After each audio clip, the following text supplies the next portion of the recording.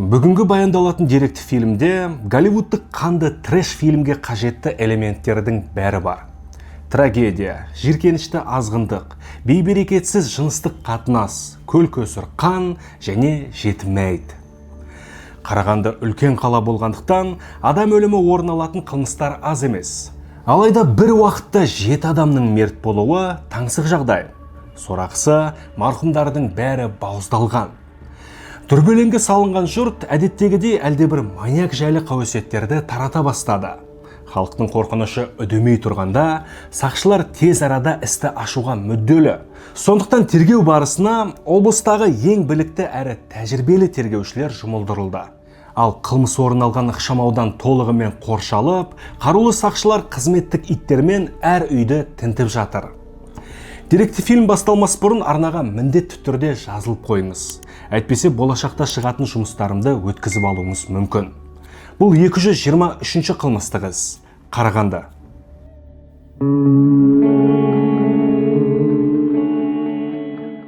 Заман ағымы тым жылдам болып кетті. Ал біз қалыс қалмауға міндеттіміз. Себебі заманауи цифрлы құралдардың маңызы өте зор. Мультфильмдер, бейнеклиптер және қысқа метражды фильмдерді енді үйде отырып-ақ жасауға болады. Бұрынғыдай видеографтардың қажеті жоқ. Аталмыш құралды тіпті қосымша табыс көзіне айналдыруға болады. Отандық хабарландыру алаңдарында жасанды интеллектпен тапсырысқа бір видео жасау 5000 теңгеден 15000 теңгеге дейін тұрады екен. Бәсекелестер саны әзірге көп емес. Сондықтан уақыт жоғалтпай көшке ілесіп алған абзал. Егер блогер болсаңыз, осы құралмен видеолар әзірлеп, контент жасауға болады. Яғни мүмкіндіктер сан алуан. Бәрі сіздің қиялыңыз бен пысықтығыңызға байланысты. Видео сабақтар менің жабық телеграм каналымда өтеді. Дәрістер өте жеңіл әрі түсінікті тілде. Видео жасау барысы нөлден бастап тәптіштеп көрсетіледі. Ең бастысы, бір ғана емес, бірнеше тегін құралды игеруге болады. Сабақ бағасы небәрі 2500 теңге. Үйренуге ниетті болсаңыздар, төмендегі WhatsApp нөміріне ЖИ деп жазыңыздар. Аузың аңқиып абдырап жүргенде, пысықтар жасанды интеллектті үйреніп жатыр.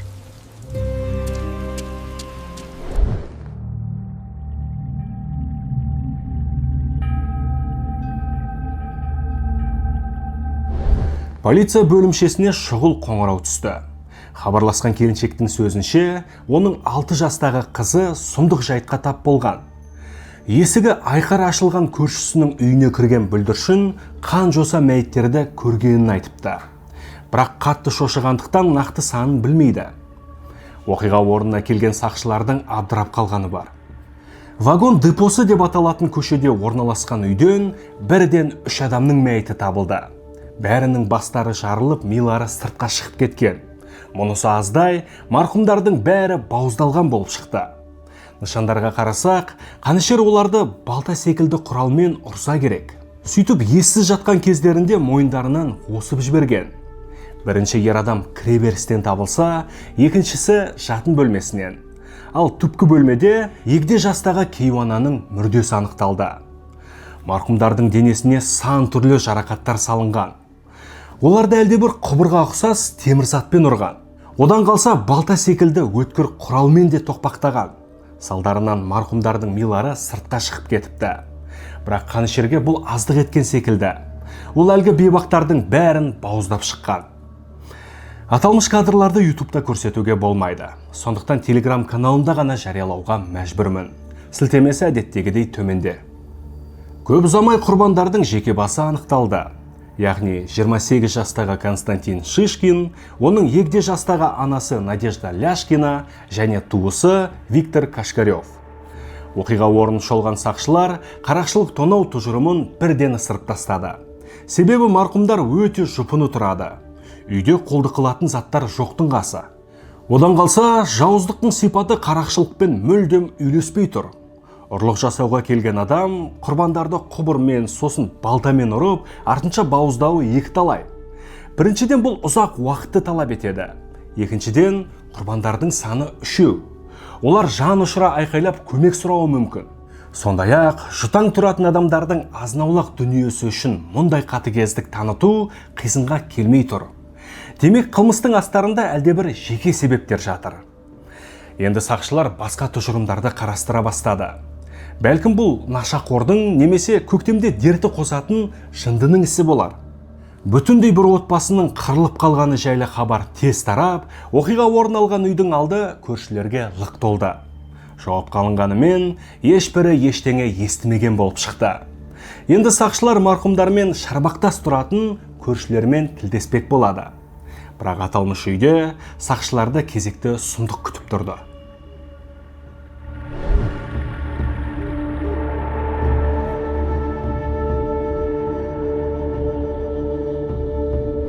Оқиға орын алған үйдің нөмірі 26. Көршілес тұрған 28-ші үйге кірген сақшылардың төбе шашы тік тұрды. Қанға малынған үйден 4 адамның мәйіті табылды. Яғни 2 келіншек және 2 еркек. Жарақаттары бірінші үйден табылған мүрделерге ұқсас. Яғни дөкір затпен ұрып балталаған. Сосын бәрін бауыздап тастаған. В области шеи зияющая рана, зигзагообразная. И, значит, на лице в лобной области рана имеется щелевидной формы. Далее слева в лобно-височной области зияющая рана. И вот здесь в височной области еще одна рана. Демек, екі қылмысты да бір қанішер жасаған болса керек. Қандықол қылмыскер жалғыз болмауы да мүмкін. Себебі екі үйде де апталдай еркектер болған. Ал бір адамның оларға шамасы жетуі күмәнді. Көп ұзамай марқұмдардың жеке басы анықталды. Олар Виктор Юленков, Александр Кулаков, Елена Пушкарева және Алена Зайцева. Анықталғандай, Александр Кулаков және Елена Пушкарева азаматтық некедегі ерлі зайыптылар. Ал Юленков пен Зайцева достары болса керек. Үйлерді шолған сарапшылар 15 шақты саусақ іздерін анықтады. Бірақ бұл жайттың тергеуге пайдалы болары екіталай. Себебі саусақ іздері марқұмдардікі немесе көршілері мен туыстарыныкі болуы мүмкін. Были изъяты 15 следов пальцев рук с, получается, всех поверхностей дома. Также были изъяты адрологический запах с вещей, трупов, а также бутылки, которые были направлены в УКУ-ДВД для снятия отпечатков пальцев. Ал қылмыс қарулары табылған жоқ. Демек қанішерлер оны өздерімен бірге алып кеткен. Ұрлық нышандары көрінбейді. Яғни қылмыскерлер қасақана жоспарлы түрде өлтіруге келген болып тұр. Ұйымдасқан қылмыстық топтардың қатыстығы қарастырылған жоқ. Себебі қарапайым әрі жұпыны тұратын марқұмдардың қылмыс әлемімен байланысы жоқ. Ал қылмыстың айуандығына қарасақ, астарында ашу мен ыза болған сияқты. Марқұмдар соққыға жығылып балталанған, сосын бауыздалған. Қанішерлер әлдене үшін кек қайтарған сияқты. Бірақ мәйіттердің саны 7. 3-еуі 28-ші үйде, 4-еуі 26-ші үйде. Сонда олардың бәрі қанішердің жолын кескен бе? Түсініксіз. Десек те, негізгі құрбан 1-еуі немесе 2-еуі болуы мүмкін. Ал қалғандары кездейсоқ өлім құшқан сияқты. Қатарынан 2 үйде табылған 7 мәйіт туралы қауесеттер тұрғындардың зәресін ұшырды.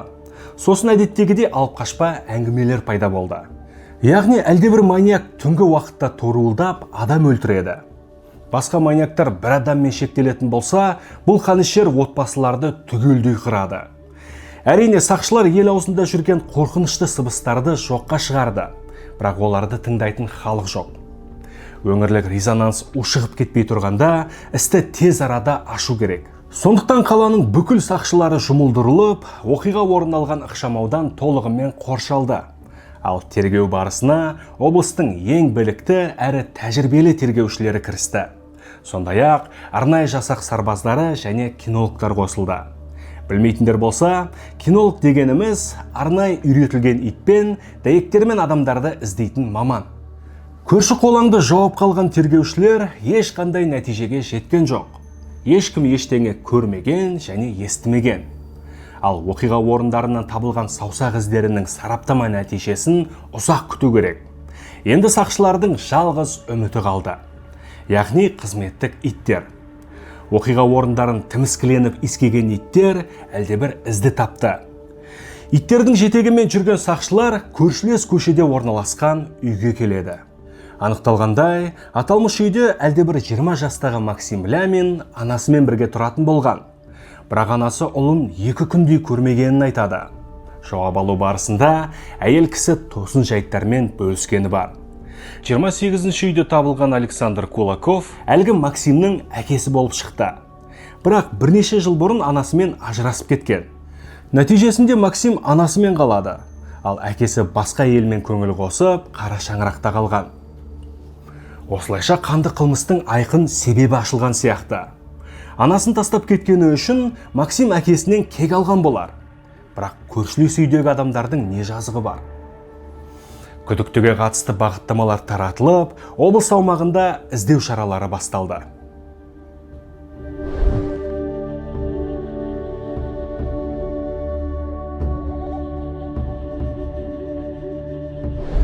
Жаппай іздестіру шараларының нәтижесінде 20 жастағы Максим Лямин 8 шақырым қашықтықтағы Көкпекті ауылынан анықталды. Бірақ жалғыз емес. Ол әлдебір танысының үйінде 2 досымен бірге жасырынған екен. Достары 21 жастағы Александр Пащенко және 20 жастағы Александр Тучин. Жауап алу барысында Максим жасаған қылмысын бірден мойындайды. Сондай-ақ әлгі достарының сыбайлас болғанын жайып салған. Көздері алақ-жұлақ еткен қанішерлер қылмыс қаруларын тапсырады. Анықталғандай, олар құрбандарын қолдарына түскен нәрсемен соққыға жыққан. Яғни орындықпен, кірпішпен, сосын өткір күрекпен ұрған. Осы себептен марқұмдардың денелері осылып, бастары жарылыпты. Мұнысы аздай, асханалық пышақпен бауыздап тастаған. Дей тұрғанымен, екі сыбайласы оқиға орнында болғандарын растағанымен, қылмысқа қатыстары жоқтығын мәлімдейді. Пащенконың сөзінше, айуандықты жасаған Максим Лямин, ал ол еріксіз куәгер. Бірақ қорыққаннан мәйіттерді көтерісуге жәрдемдескенін мойындайды. Ал Тучин болса, оқиға кезінде қалың ұйқыда болғанын айтады. Сондықтан ештеңе көрмеген және естімеген. Айтуынша, қанды қылмыс жасалып болған соң, Максим мен Александр оны оятып, алып кеткен. Көп ұзамай сыбайластарының сөзі расталды. Қылмыс қаруынан тек Максим Ляминнің саусақ іздері анықталды. Табылған айғақтардың зілінен Максим өз кінәсін толығымен мойындады.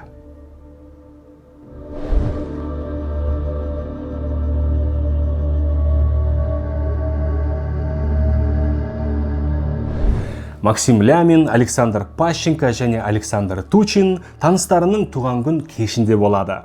Олар әлдебір Руслан деген танысының анасы мен көкесінің туған күндерін тойлапты. Отырыс барысы әдеттегідей. Ішімдік және тағы ішімдік. Бірақ туған күн иелері егде жаста болғандықтан жастар қарасы аз болған. Ал жас жігіттер қыздармен танысуға үмітті болыпты. Туған күн кешінде ішімдік бар, бірақ қыздар жоқ. Яғни мәнсіз отырыс. Максимнің сөзінше, олар отырысқа жыныстық қатынасқа түсетін қыздарды көздеп келген. Бірақ пиғылдары құрдымға кеткен соң, бірнеше сағаттан кейін кетіп қалады. 19 марта пришли сюда на день рождения, около 8 часов вечера. С кем? С Тучиным и с Пащенко. Гуляли, пили, веселились. Кто здесь живет в этом доме? Кто у вас здесь живет? Друг Руслан Ахметов. День рождения было его матери и дяди. Сөйтіп, тез көнетін таныс қыздарына хабарласа бастаған. Әдетте тез табыла кететін қыздардың бәрі бос болмай шығады. Нәтижесінде 3 досқа бір ғана қыз табылған. Ол Алена Зайцева. Қыз табылды. Енді жыныстық қатынасқа түсетін жер керек.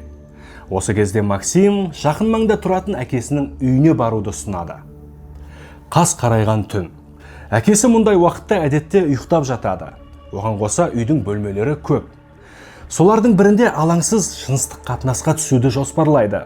Сорақысы, олар жыныстық нысана ретінде Максимнің әкесінің жаңа жұбайында қарастырған. Осылайша 3 дос әлгі Алена Зайцевамен бірге Александр Кулаковтың үйіне аттанды. А зачем пошли к Кулакову? Думали, у него, короче, там это, детка, там, которая нам нужна была. Зачем он нужно было? Развлечься. Ну, в смысле развлечься? Развлечься просто не вытянуться, а посмеяться. Ну, хотели ее, короче, с ней заняться. Честно. 15 шөлмек сыраны арқалаған 3 дос және бір бойжеткен үйге келді. Оларды Максимнің әкесінің жұбайы күтіп алған. Күткендей, әкесі ұйықтап қалған екен. Бірақ үйде тағы бір адам бар болып шықты. Ол әкесінің досы Виктор Юленков. Ол да қалың ұйқыда. Ас бөлмесінде жайғасқан 3 дос Алена Зайцева және Елена Пушкарева өзіндік бір көңіл көтеру кешін бастап кетеді. Осы кезде көршілес тұратын Константин Шишкин бір нәрсе сұрауға келген. Ол қонақтармен амандасып, сұрағанын алып кетіп қалады. Аздап қызып алған соң, Пащенко және Тучин әлгі Аленаны көрші бөлмеге апарып, кезектесіп жыныстық қатынасқа түседі. Ал Максимге кезек бұйырмай қойған. Айыздары қанбаған достары бойжеткенді босатпайды. Күтуден әбден мезі болған Максимнің назары әкесінің жұбайына түскен. Елена да өгей ұлының қырындауына кетәрі демейді. Осылайша екеуі аймаласып жатқан сәтте, оянып кеткен әкесінің досы бөлмеге кіріп қалған. Маужырап тұрған Виктор Юленков Максимнің жиіркенішті қылығына наразы болады. Сөйтіп араларында жанжал туған. Вчера мы с Витей занозились, начали ругаться. Здесь стояли бутылки пустые. Я схватил одну, ударил ему по голове. Ну что именно он тебе говорил? Какие именно слова? Там что? Ну, какой был реальный повод? Был ли реальный повод? А? Қыстеке деп атағаны үшін ашуланған Максим бос бөтелкелерімен Юленковтың басынан ұра бастайды. Сосын орындықпен тоқпақтайды. Юленков қан жоса болып талып қалса да, Максимнің ашуы тарқамайды. Ол кіреберісте тұрған күректі алып, ессіз жатқан ер адамды жан таласып ұрады. Сосын дастарханда жатқан пышақты алып, Юленковты бауыздап тастаған. Енді Максимнің назары үнсіз өксіп жылап отырған Еленаға түсті. Максим оны күрекпен ұрып құлатады. Сосын жатқан кезінде басынан тағы бірнеше рет тұрған. Сосын әдеттегідей бауыздап тастайды. Ал көрші бөлмеде Пащенко мен Алена жыныстық қатынасқа түсіп жатыр. Ал Тучин болса шаршап ұйықтап қалған. Көздері қанталаған Максим куәгер қалдырмауды шешті. Ол жатын бөлмесіне кіріп, ұйықтап жатқан әкесін күрекпен ұрып басын жарып тастайды. Сосын асханалық пышақпен мойнын осып жіберген.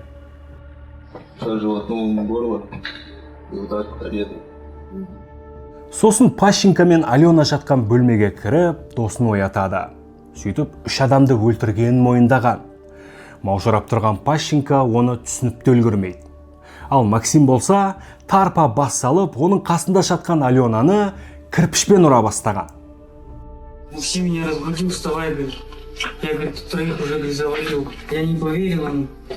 Ты что, говорит, он взял кирпич, начал ее бить. Аня что говорила ему? Максим, говорит, не трогай, говорит, меня. Я, говорит, никому не скажу, говорит. Байқұс қыз қашып кетуге тырысады. Бірақ сасқалақтап қалған Пащенко оны ұстап алған. Нәтижесінде Максим бойжеткенді кірпішпен ұрып, басын жарады. Сосын бауыздап тастаған. Куәгерлердің көздерін құртты. Енді аласұрған Максим қылмыс іздерін жасыруға көшеді. Яғни қол тиген күрек, пышақ, бөтелке және тағы басқа заттарды жинай бастаған. Собрал горлышки, ножик забрал, и вот так взял сумку, все сложил по сумке, кирпич положил. А зачем? Ножи, ножки от стула, две, презерватив, пачку из-под чипсов, из-под кириш, бутылку из-под сока. Все. Сөйтіп үйден шыққалы жатқанда Максим елең ете қалған. Бірнеше сағат бұрын көрші тұратын Константин Шишкин келіп, олардың оқиға орнында болғанын көрді. Демек полицияға хабарлауы мүмкін. Ол екі досын далада қалдырып, 26 үйге қарай бет алды. Бір қолында күрек, екінші қолында пышақ.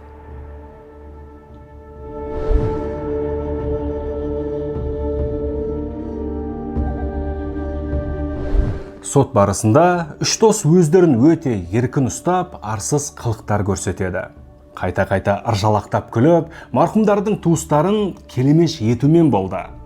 Ал Пащенко болса, журналистерді боқтап, ортаңғы саусағын көрсеткен. Дей тұрғанымен, тергеу барысында берген мойындау жауаптарынан бас тартқан жоқ. Үш дос шоуды аяқтап, үкімді тез шығаруды сұраған. Бірақ өмір бойына қамалуы мүмкін екенін білгенде, Максим Лямин өзгеріп шыға келді. Айтуынша оның өкпесі ауырады. Сондықтан дәрігерлер оған арнайы препараттар тағайындаған. Яғни аталмыш дәрілермен алкогольді араластырып ішкендіктен ақыл есінен айырылып қалған көрінеді. Бірақ сараптама оның сөздерін жоққа шығарды. Дәрілердің психикаға әсері мүлдем жоқ. Одан кейін Максим кезекті ақталуын айтып, айды аспанға шығарады. Анықталғандай, марқұм Александр Кулаков оның биологиялық әкесі емес. Бірақ туылғаннан 18 жасына дейін өсіріп тәрбиелеген екен. Максимнің айтуынша, әкесі өгейлігін көрсетіп, бала кезінде оны жиі ұратын болған. Осылайша жанына айықпас жара салынып, рухани күйзеліске түсіпті. Алайда сарапшылар мұны да жоққа шығарды. Сот шешімімен 20 жастағы Максим Лямин өмір бойына бас бостандығынан айырылды. Ал 21 жастағы Александр Пащенко 20 жылға қамалды. Үшінші сыбайлас мүлдем жеңіл құтылған. Қылмыс туралы хабарламағаны үшін айыпталған 20 жастағы Александр Тучинге 302.400 теңге айыппұл салынды. Әдетте, деректі фильм соңында оқиғаны мазмұндап, қорытынды сөзімді айтамын. Болмаса, кейіпкерлердің қазіргі өмірін шолатыным бар. Бұл жолы ештеңе айтқым келіп тұрған жоқ. Арнаға жазылуды ұмытпағайсыздар. Абай болайық.